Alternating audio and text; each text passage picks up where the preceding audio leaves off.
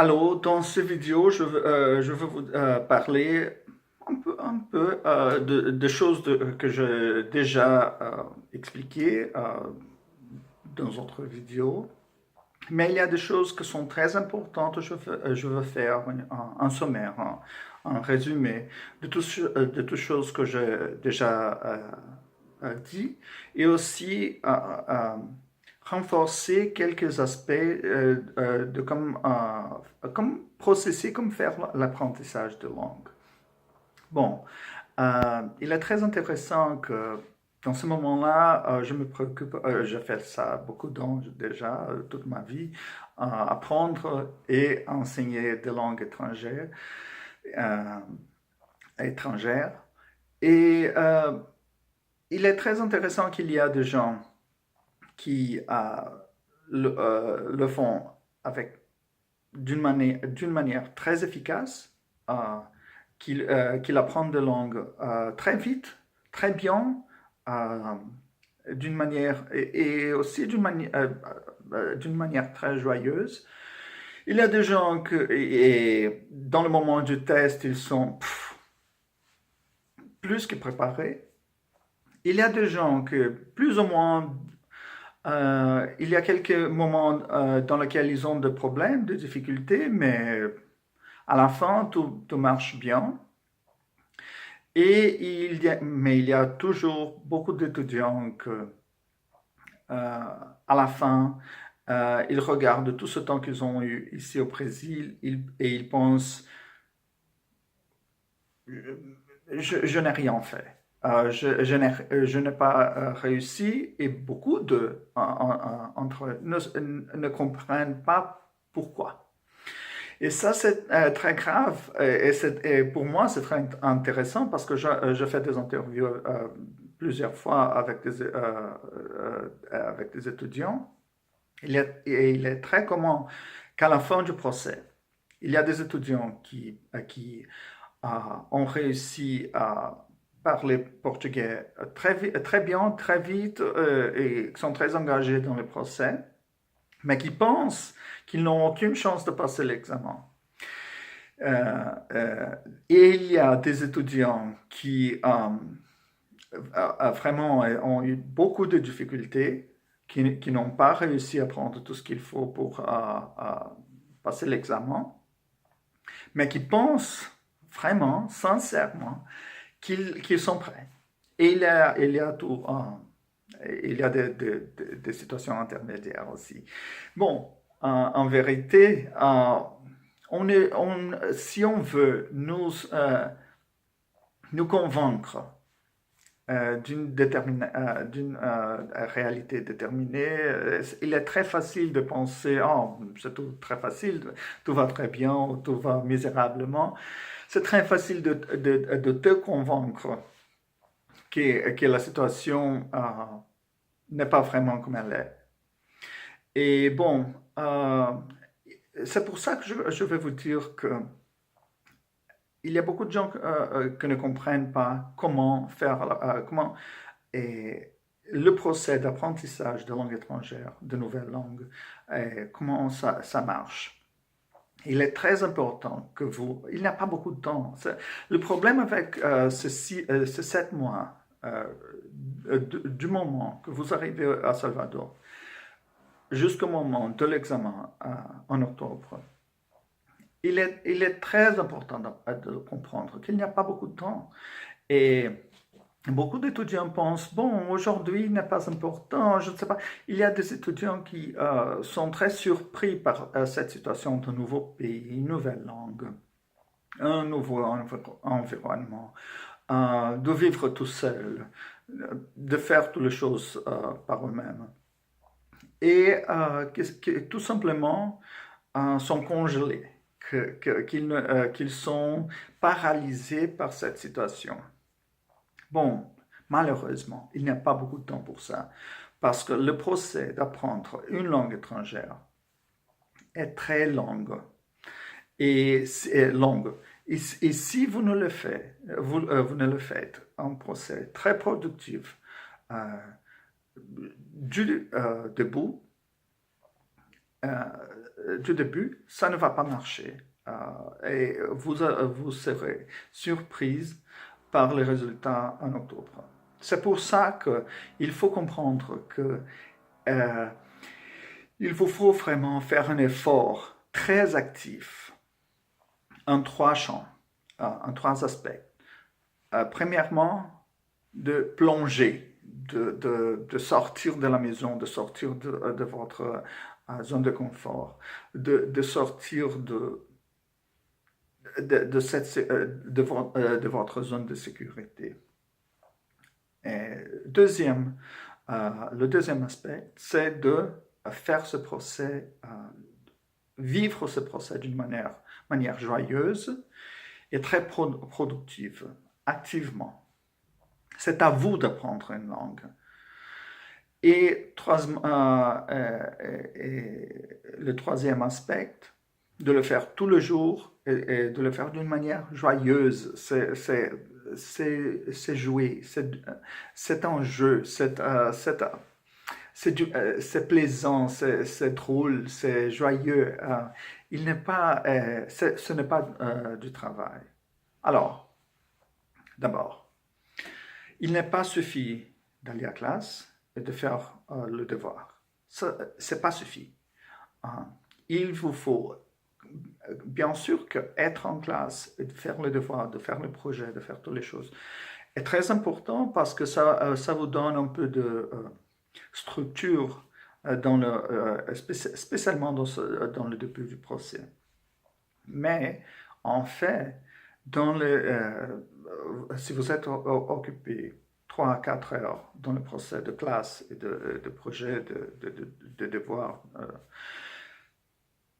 il vous faut encore, dans vos moments libres, avoir une attitude très active, très engagée dans le procès d'apprendre la langue.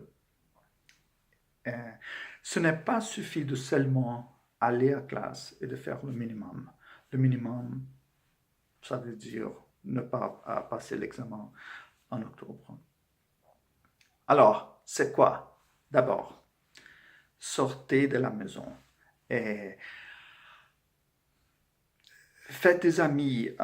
Aujourd'hui, c'est très facile parce qu'il y a le club polyglotte dans l'université. Il y a des apps dans le téléphone comme Speaky, Hello Talk, et dans lesquels il y a des partenaires pour faire des échanges de langue. Vous parlez un peu de français, vos partenaires vous parlera un peu en portugais.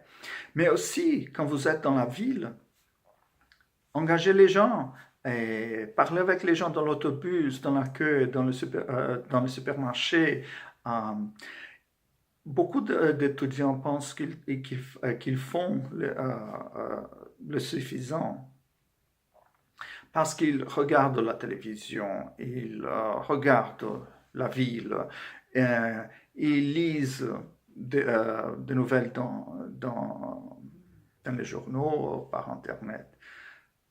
Non, il vous faut vraiment engager, plonger, aller chercher et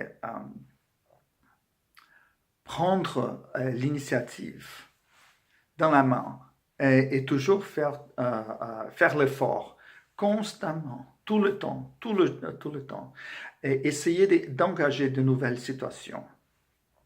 Ça est très, très important. Il y a beaucoup des étudiants qui ne sortent de la maison, qui ne parlent qu'avec ses collègues du PECG dans l'université, qui font seulement le minimum, qui ont une attitude aussi très passive.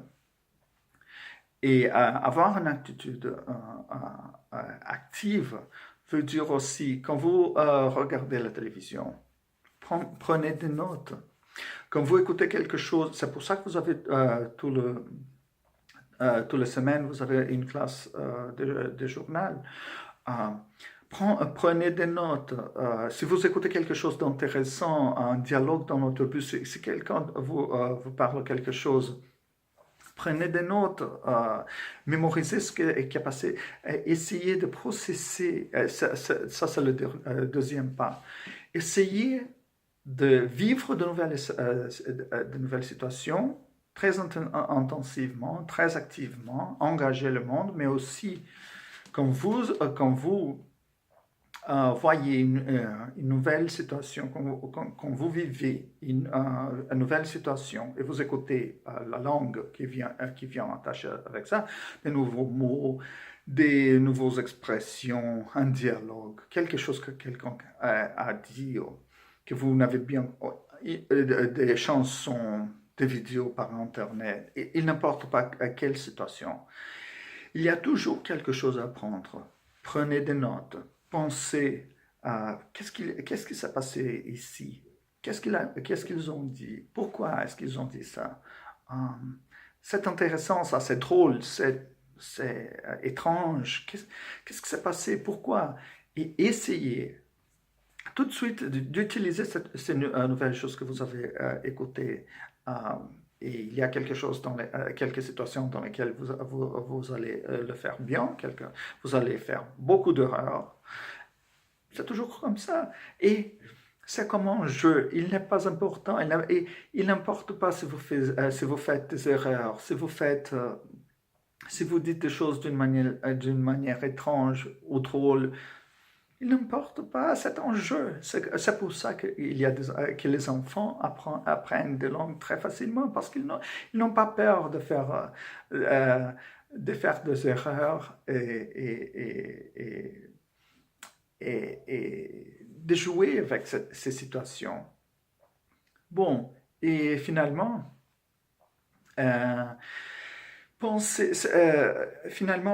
que c'est à vous apprendre une nouvelle langue. C'est une question de choix, de votre choix. C'est à vous d'apprendre une langue. Moi, je ne peux pas vous enseigner, vous apprendre une langue. Vos instructeurs non plus. C'est à vous. Nous pouvons vous aider, vous donner quelques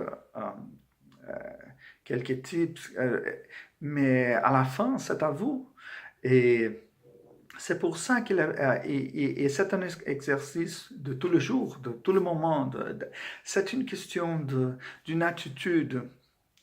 Et ça doit être très joyeux et très plaisible.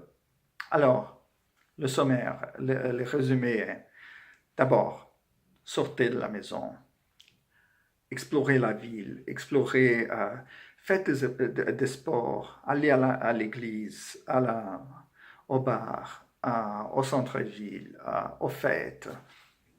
Connaissez de nouveaux gens, à l'université, par Internet, explorez le monde. Ça, c'est le moment le plus joyeux, ça doit être le moment le plus joyeux de votre vie.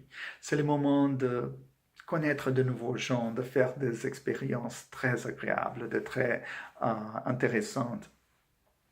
C'est pas travail, c'est pas du travail. C'est vivre, c'est explorer le monde, explorer la vie. C'est le plus intéressant qu'il peut avoir. C'est pas s'asseoir dans la bibliothèque et lire des livres. Il y a des gens qui peuvent le faire d'une manière très productive, mais pas beaucoup de gens. En fait, dans toutes ces années du cours ici à l'université, j'ai interviewé beaucoup des étudiants et il y a seulement une étudiante qui a réussi à apprendre portugais très bien, d'une manière très productive, en lisant des livres. Normalement, ça ne marche pas comme ça. C'est de sortir, d'engager les gens, d'engager la ville, d'engager le pays, d'engager la culture, de faire des expériences d'une manière très active tout le temps. Et après, chaque fois que vous rencontrez une nouvelle situation, un nouvel mot, une conjugaison verbale, une expression, une phrase, quelque chose que vous rencontrez, que vous intéressez, c'est le moment de le processer, de l'analyser, d'essayer de l'utiliser, de faire des expériences, mais aussi d'apprendre avec les expériences d'une manière très productive. Et de le faire avec joie. Si vous n'aimez tous les moments, chaque moment de votre vie, chaque moment de sortir, d'apprendre, il faut encore chercher une autre manière de le faire. Il y a des gens qui le font chacun le fait d'une manière différente, mais c'est choisir d'apprendre et de le faire d'une manière très active, de sortir de la maison, d'engager les gens et de prendre tous les jours, tous les moments, des petits morceaux de langue et penser à ces morceaux et en jouant, d'essayer de les utiliser. Bon, c'est ça. Bonne chance.